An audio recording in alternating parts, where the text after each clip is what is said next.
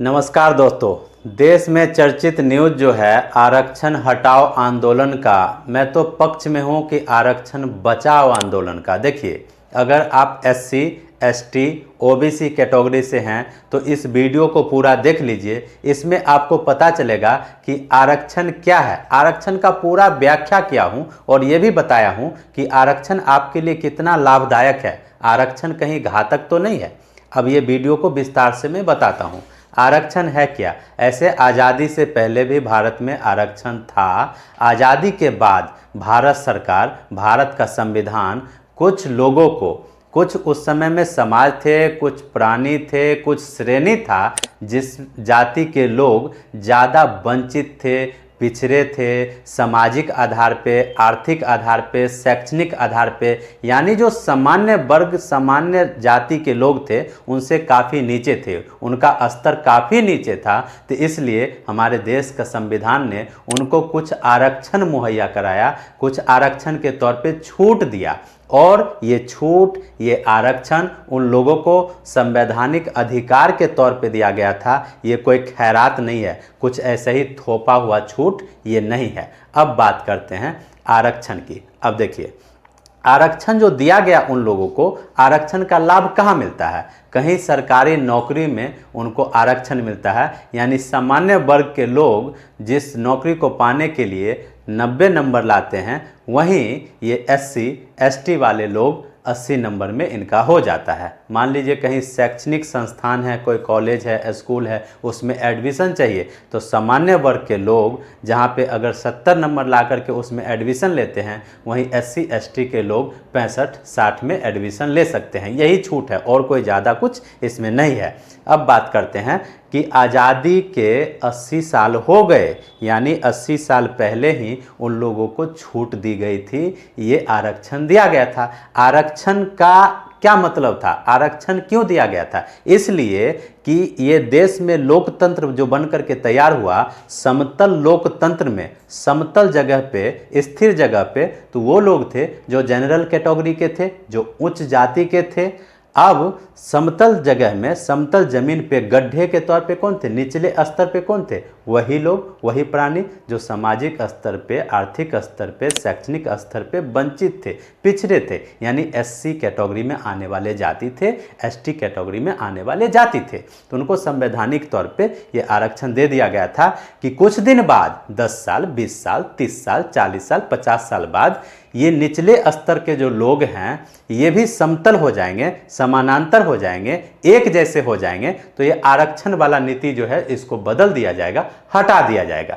यही तो था। मगर देखिए 80 साल बाद क्या हुआ? आरक्षण से लाभ किसको हुआ? आरक्षण से हानि किसको हो रहा है? आरक्षण किसको मिलना चाहिए, किसको नहीं मिलना चाहिए? इस पे अगर आप सोच रहे होंगे कि देश के नेताजी बात करेंगे तो कभी बात नहीं करेंगे, क्योंकि हमारे देश के जो नेता हैं उनके लिए ये आरक्षण वाला नीति जो है नैया पार नीति है। उनका नैया पार लगता है। इससे नेताओं के लिए जो आरक्षण है एक झुनझुना के समान है, एक लॉलीपॉप के समान है। जिस झुनझुना को बांटते हैं, लॉलीपॉप लोगों में बांटते हैं और उसी से इनको वोट मिलता है, उसी से इनको कुर्सी मिलता है। तो इस आरक्षण पे, सही मुद्दा पे, सही मायने पे नेताजी कभी बात नहीं करेंगे। बात अगर करेंगे तो हमारे जैसा जनता ही कर पाएगा। अब देखिए, जो लोग आरक्षण के विरोध में खड़े हैं या आंदोलन कर रहे हैं, उनका क्या कहना है कि आरक्षण को हटा देना चाहिए, हम इस कैटेगरी के, हमें नहीं मिल रहा है, उसको मिलना चाहिए, उसको मिलना चाहिए, उसको मिलना चाहिए, उसका मिलना चाहिए। हम उस पक्ष में नहीं है। हमारा कहना यह है कि हमारे देश का संविधान जिस समाज को, जिस श्रेणी के जाति को, जिस श्रेणी के लोगों को समतल भूमि तक आने का अवसर दिया था, समानांतर होने का अवसर दिया था, वो तो अभी समानांतर हो ही नहीं पाए। वो तो उस स्थिति में आ ही नहीं पाए। तो आरक्षण क्यों हटाया जाए? आरक्षण हटाने की जरूरत अभी बिल्कुल नहीं है। आरक्षण हावी होना चाहिए, आरक्षण लागू रहना चाहिए। मगर देखिए, अब आरक्षण का कच्चा चिट्ठा क्या है उसको भी मैं बता ही देता हूं।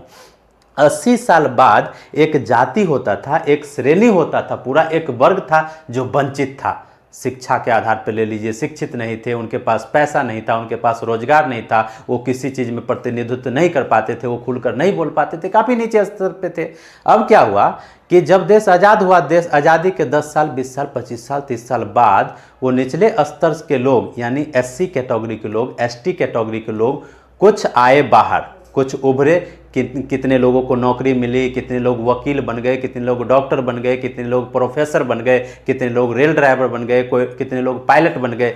यानी मेरे कहने का मतलब ये है कि जो सामान्य वर्ग था देश में, जो समानांतर था, जो समतल भूमि पे था, उसी भूमि पर कुछ SC ST कैटेगरी के लोग भी आ गए, वो भी समतल भूमि पे आ गए, उनका ज़िंदगी भी ठीक ठाक हो गया, वो भी सरकारी नौकरी में हिस्सेदारी लेने लगे, वो भी इलेक्शन फाइट करने लगे, वो भी नेता बनने लगे, वो भी कलेक्टर बनने लगे, जज बनने लगे, वकील बनने लगे, डॉक्टर, इंजीनियर, सब कुछ बनने लगे कुछ लोग। अब देखिए अब क्या हुआ कि SC ST में उतना तो अवसर नहीं है, यानी कि SC ST कैटेगरी के लोग जो है जनरल कैटेगरी के मामले में अभी भी कम है, मगर बनने लगे हैं। अब आप कहेंगे कि पूरा जो SC ST कैटेगरी के लोग हैं वो सभी इस समतल भूमि पे आ जाएंगे, तब ये नीति को हटाया जाएगा।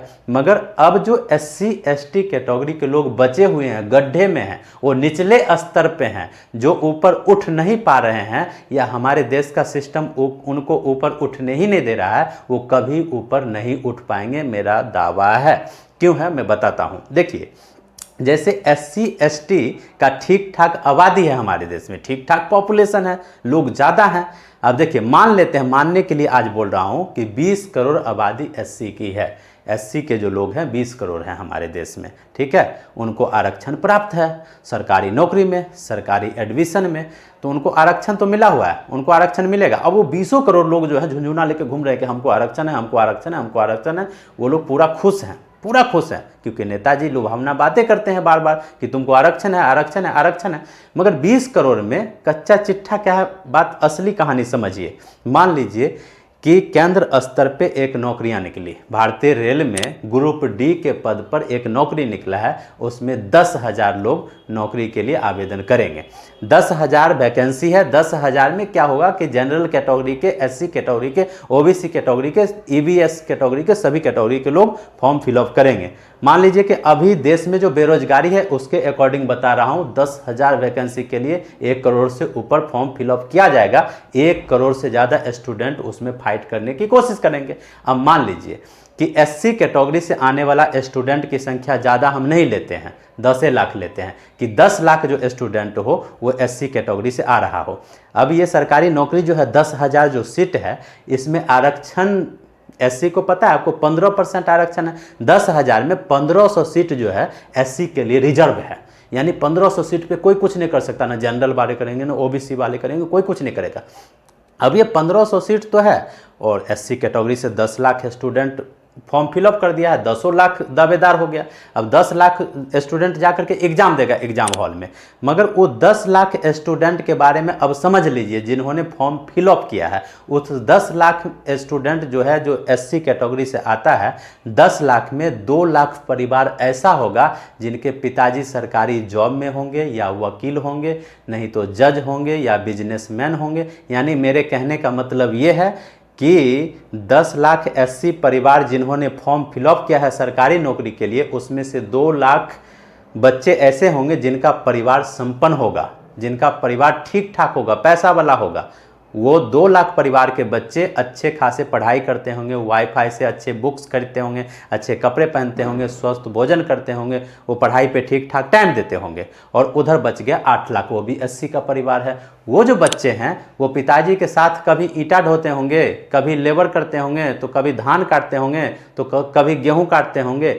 यानी वो जो 8 लाख SC का परिवार है वो अभी भी वंचित है, अभी भी पिछड़ा है, अभी भी वो बहुत नीचे स्तर पे है। अब देखिए आरक्षण तो जाति के आधार पे मिला हुआ है, क्योंकि SC 2 लाख वाला भी है इधर और 8 लाख वाला भी है, दोनों SC है। दोनों को आरक्षण है ही, दोनों परीक्षा में बैठेगा ही। अब जब दोनों परीक्षा में बैठेगा तो ये जो 2 लाख स्टूडेंट है जो संपन्न परिवार से आता है, जिसको पढ़ाई लिखाई के लिए सभी साधन उपलब्ध हैं, ठीक ठाक है, ये तो अच्छा तुरंत घिस करके और उस परीक्षा में पास कर जाएगा। यानी ग्रुप डी का जो एग्जाम है ये 2 लाख स्टूडेंट जो है पास कर जाएगा। और वो जो 8 लाख स्टूडेंट है वो भी एससी का है, उससे वो एग्जाम नहीं निकल पाएगा। इसलिए नहीं निकल पाएगा कि 2 लाख जो है सो पढ़ने पर ध्यान देता है पूरा 12 घंटा 24 घंटा। इसके पिताजी के पास पैसा है और उसके पिताजी के पास न तो पैसा है न तो उसके पास साधन है।